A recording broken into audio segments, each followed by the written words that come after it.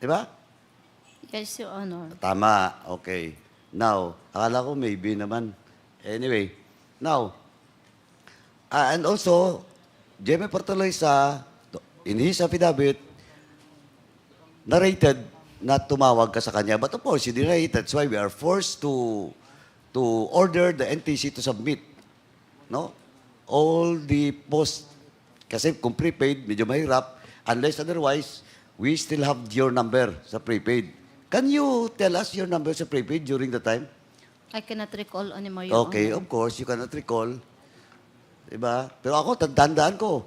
Yung isang tinipuno ko, naiwan ko dun sa labas. Hindi ko na nabalikan, pero matandaan ko pa rin yung numero ko. Pati yung pati yung company, smart. Anyway, sige. Now, when the incident happened, that was August 11. Tama? Yung sa Napicol, August 11. Yeah.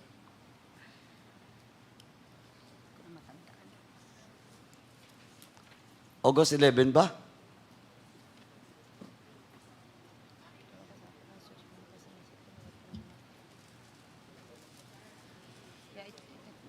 Ma'am, anyway, No, Your Honor. tinitingnan mo lang yung, kanino bang dokumentong tinitingnan mo? Affidavit of whom? This was Leopoldo Tan, Your Honor. Sorry? Leopoldo Tan. Oh, how did you, It was published, Your Honor, in the website. it was published, so you print it out? Yes, Your Honor. Okay. Okay. Now, it was August 13. August 13 po. Okay, August 13. Now, it is a publicly knowledge incident because 3 Chinese national allegedly to be drug lords was killed inside the Picol.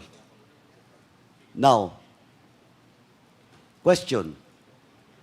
You visited Jimmy Portelesa, malapit lang po yung time nung pag-visit mo, no? Matter of weeks.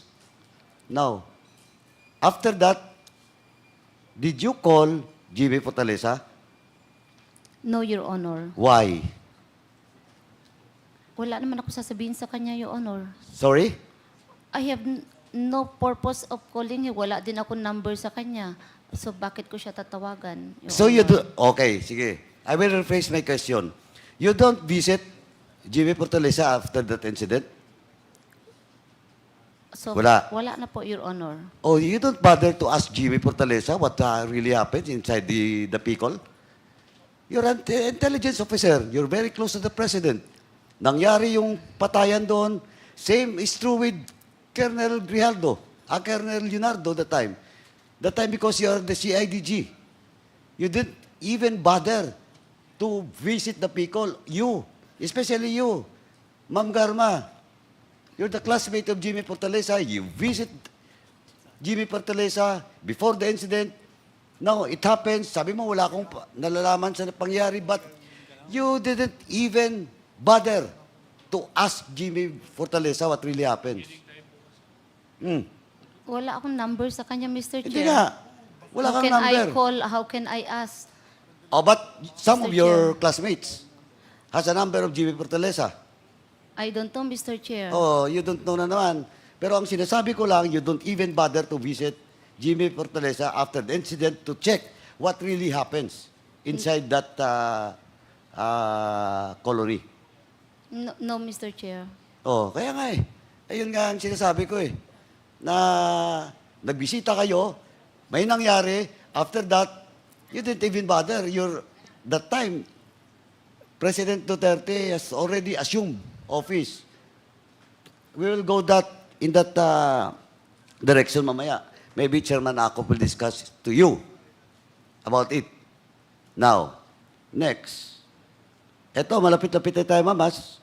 Please, sabihin mo lang po ang totoo. Okay, now. Sabi mo kanina, January 16, you start schooling, tama? Nag-schooling ka? January 2016, yes, Your Yeah, Honor. January 2016. So safe ka. Kasing nangyari, August, because, ano yun, OSEC? Yes, For Your full Honor. kernel. Yes, Your Honor. Kailan ka na-promote? as full colonel? 2018, Your Honor. 2018. 18? 16? Yeah, 18, Your Honor. Sigurado ka?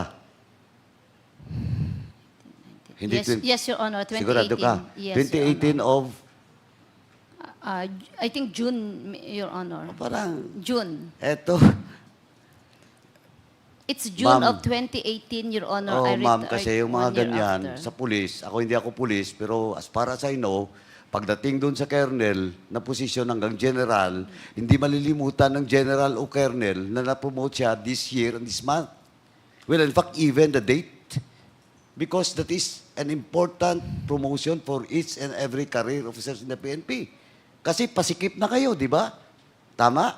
Yes, Your Honor. Oh. Kasi mangilan-ngilan lang na yung mga light colonel ay sasampa na mabilis. Just like you. You're one of those privileged na promote 2018 pa lang as full colonel. On your class, ilan ba kayong full colonel during the time? Hindi mo matandaan na naman. Of course. Pwede ko bibigayan. PNP, please submit. Jen, si General, no. Yung sa DIDM po, pakisubmit po yung yung promotion of all class 97 from light colonel to full colonel po. Yung date and year. Yes or no, Your Please. Honor, we will comply. Please submit it before the next hearing. Yes, Your Maybe Honor. mabilis lang naman yan. Siguro within the week. No. Okay, I will give you until Monday. Tuesday na po. Tuesday. Tuesday. Yes, Your Honor. Okay? Before the hearing. Now, Ma'am Garama, so after your schooling, you were assigned in Cebu. Tama? Yes, Your Honor. Prior to your assignment in Cebu, you were assigned in Davao. Yes, Your As Honor. what? Station Commander, Your Honor. Of Station 1, Santa Ana Police Station. Station 1. Yes, Your Okay. Honor. With the rank of light colonel. Yes, Your Honor. Okay. Sa posisyon na yun, di ba pwedeng major doon? Pwede rin po ang Major, Your Honor. Di ba? Tama? Yes, Your Honor. Okay. Now, yung position mo is only light colonel. You were assigned in Cebu. And as far as I know, no, but of course, I can be wrong, I might be wrong, pero pag highly urbanized city, not a component city, rank of full colonel dapat, di ba? In the case of Cebu City, dapat full colonel. Yes, Tama? Yes, Your Honor. Now, you're just a light colonel the time. No, Your Honor. Pag-assign sa'yo? Cebu City Police, Your Honor, I am full colonel. Kailan na kayo po. na-sign doon? June yun po. June or July. June Your Honor. of- Basta I am already, na-promote na po ako, Your Na-promote ka Honor. na? Yes, Your Honor. Ba't OIC lang status mo doon? It has to be confirmed by the mayor, Your Honor. Ayun. Because the mayor does not want you to be the chief of police because prior to that, you were also assigned in Cebu, di ba? Yes, Your Honor. As what? CIDG, CIDG? Regional Chief of Region 7. Correct. Kaya kilala ka ni Mayor Osmeña. Yes, Your Kaya Honor. ayaw niya, kasi kung kilala ka ni Mayor Osmeña because the regional center of Region 7 is Cebu. The regional office of CIDG is Cebu. Most of the activity of CIDG is in Cebu.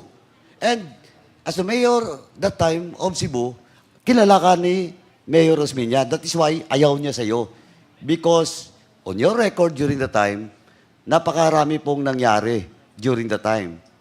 And we are now collating all those incident related to death nung time na yon as CIDG Region 7 at the same time Chief of Police of Cebu. Now, Chief of the CIDG ka the time. Yes, Your Honor. Yung rank mo is Light Colonel. Yes, Your Honor. During the time, Regional Director can be a Light Colonel ng CIDG. It can be, Your Honor. It can be. Yes, Your Except Honor. for, sabi ko nga, highly urbanized city. Di ba? Just like Cebu City. Dapat full colonel. Yes, Your Tama. Honor. Now, Anyway, let me proceed with, bago pumunta doon, balikan ko mamaya, your travel records. I have with me your travel records. Yes, Your Honor. Okay. I have with me since from 2024 to 2012.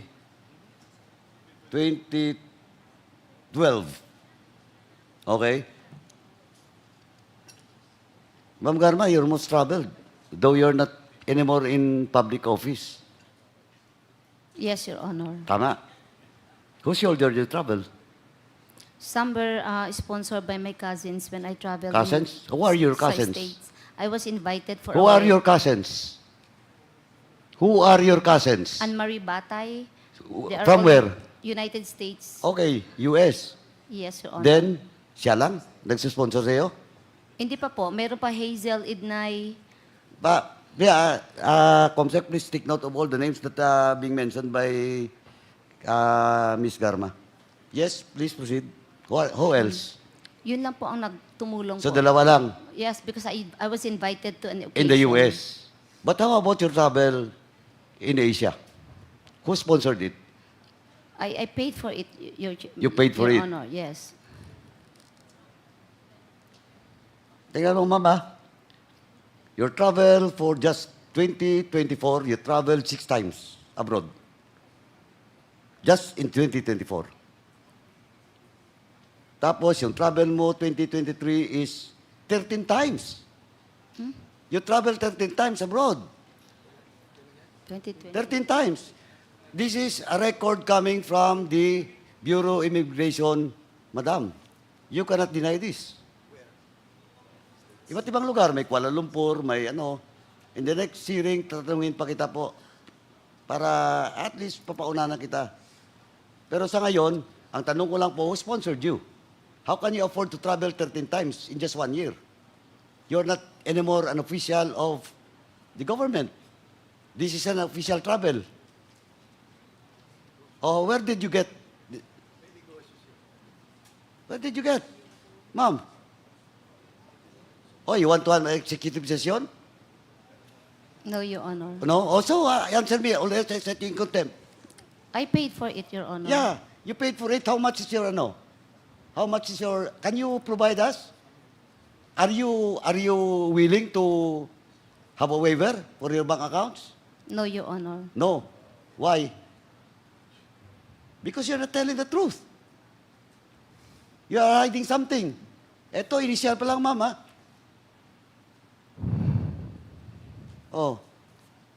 You travel 13 times? Ibig sabihin nun, more than every month you travel outside in the country. Now, last question ko, ma'am. What is, eto mama, diretso kita, what is your latest travel abroad? When was that? When was that? Japan, Your Honor. Japan? Hindi, your purpose of your travel. USA, Your Honor. O USA. Now, pakiano lang, what happened with the travel? Okay, I have to travel to USA to Why? to bring my daughter in the US Why? because of this exposure. When was that? When was that? 28 last. When was that? Ngayon sa September, August, Mr. Chair. Ang daming August, 30 days yung August. 28. Hindi, ganito lang po, ma'am. 28. Diretsuhin kita. Oh, 28. your plan to travel in the US was August 28. That was the time that this Quadcom was already started, di ba? The investigation. Yes, Your Honor. And your name was already crop up. Yes, Tama? Your Honor. Oh. Now, in short, you're using that alibi to bring your daughter to the US to evade this investigation. No, Your Honor. No, okay. Why did... Anong nangyari? Ba't hindi ka naka-US? Ba't nandito ka ngayon? My visa, US visa was canceled. Why? Hindi po sinabi sa akin ang reason why. Hindi sinabi? You never asked? I asked, but Japan in charge on the desk did not tell me the No. reason. No. Kasi papasok ka sa US, di ba? Kasi kung hindi ka tinanggap ng Japan, that is the responsibility of Japan. But you were not allowed, di ba, to to go to US because what? It was not explained to me by the in charge sa Japan po. Kasi nung mag-check-in po kami, Check-in for kukuha going ng to? ticket. Kukuha po ng ticket, Japan to I know. US. You yeah. don't have a ticket yet. Yes, Your Oh, Honor. kaya nga eh. Kaya you want to travel to the US, but you don't have a ticket? Oh, no, No. We Di ba, have- inamin mo na eh. no, Your Honor. Ang ticket namin is all connecting. Nung Oh. magbo-board po ako, para kung mag-check-in kami for the seat, I wasn't able to get a seat kasi nag-error na yung system. So Sandali. we sought the Balikan ko muna. assistance. Yes po. So yung travel mo is from the Philippines connecting Japan to Japan. US. Yes, Your Honor. You have a ticket, Philippines, Japan, US. Yes, Your Honor. Are you sure of that? Ang binigay po ng... Sandali. Kaya tanong kita, simple na to, ma'am. Do not Yes. evade my question. Okay, yes, Your Honor. Your ticket is, as you have said, your ticket is Philippines, Japan, US. Yes, Your Honor. Oh, but you were not allowed. Yun na, may ticket ka, sigurado ka, Philippines, Japan, US. Ang ticket po namin is Philippine-Japan. Kaya nga, Your Honor. Huwag mo nga akong lituhin, ma'am. Ang tinatanong ko, malapit ka na, ma'am. Ang tinatanong ko kanina, yung ticket mo is only Philippine-Japan. Sabi mo hindi. Philippine-Japan, US. You get a ticket in Japan for US. Boarding pass po yung kukunin na namin sa Japan. Ay, Hindi nako. po ako nakakuha, Anyway, Your Honor. do you have a copy of that? Wala na po, Your Honor. O, BID, DFA. Anong airlines?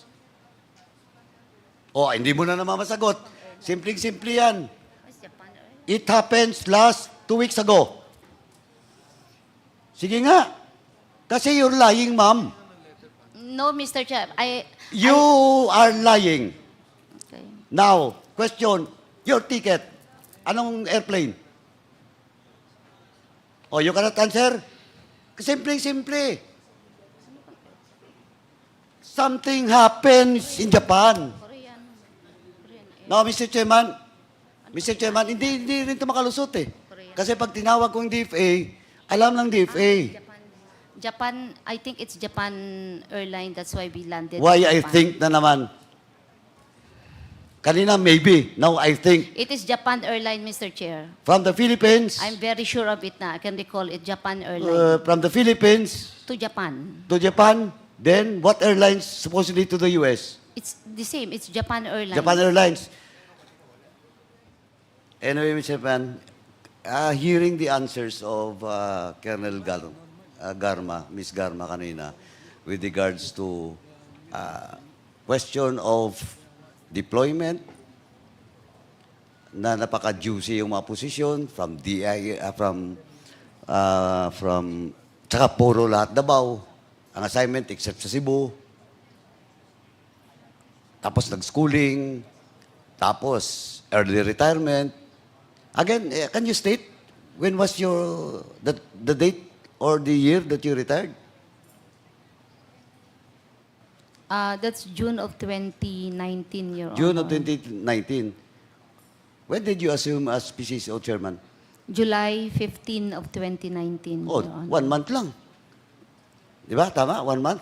15 days, I think, Your Honor. Oh, 15 days pa. Sobra. Now, during the interpellation, Mr. Chairman, ng mga members kanina, Ma'am Garma, Miss Garma, keep on denying that he is close to the former president. Di ba? Kasi sabi mo lang lagi, maybe. Binigyan ka ng posisyon, tingnan mo. You check the record. 10 years pa yung supposedly before you retire, 10 years ka pa, but you opt to early retirement. Tapos, wala pang 1 month, sabi mo nga, 15 days, bigla ka nag-PCSO. Tapos, itong tinanong ka kanina, sabi mo, are you close to the president, former president? Ang sagot mo, because of those promotions, sabi mo, is maybe, not maybe. Now, I will ask you, are you special and close to the president? former president? Yes or no lang po? Walang personal. Yes or no lang po? Kasi lahat-lahat eh. Ay, ewan ko kung special ako. Oh, why can't you answer? Simple lang tanong ko. Are you close to the former president? Because that's why you're been given a juicy position where in fact, 1 month, wala pa nga, 15 days ka lang nag-retire, ng-PCSO, chairman ka na kagad. Sige nga. Yes or no? Why can't you answer? Oh, Mr. Chairman, since Because, Mr. Chair, Oh, why? What? I do not... I do not na naman. No, Mr. Chair. Oh, sige nga. Because you said, am I close or special to the President? Yeah, you're close to the president. Or special. Kasi, tanungin mo yung lahat mga classmates mo. Ako, mama, mga classmates mo, ikaw ang tumulong for their promotion during the time of President Duterte. That's why I'm asking the DIDM to submit to this committee all the years of promotion of all your classmates. Now, ang question ko ngayon, diretso na. I hope you will answer truthfully. Are you close to the President? Mr. Chair, I'm not close. I was fired. Okay. Okay. Nag-floating pa So, nga po ako during his Huwag time. mo, anong ma-floating during his time? Yes, Mr. Chair, 15 6 months. days lang na nag-retire ka, nag-PCSO chairman ka, for all those qualified, sandali, for all those qualified applicants. Ang dami po na qualified. Why you? Why you? And though, the fact is, Mayor Osmeña is keep on insisting, kaya nag-OIC ka lang kasi he never choose you in the list. Tama? O na, ang question ko ulit. Last na lang to, ma'am. Are you close and special to the President? For me, Mr. Chair, I don't feel close and special. Okay, now, Mr. you're Chair. lying. Because... You're lying, ma'am. Can I explain, Mr. Chair? Of course, explain. You know, there was once in my career na siya ang mayor, nag-floating po ako 6 months, I don't have any position. Ma'am, when was that? That was in 11. No, that Mr. was Chair, way floating- back. Way back, ma'am. Nag-floating po ako. But before he became President of this Republic, you're very close to the President. Before your assignment in Cebu, you're very close to the President. Before you retire, you're very close to the former President. And now you're talking to this committee, you're telling us that you're not close to the President? That's only a simple question. Now you deny. You said no. You said no.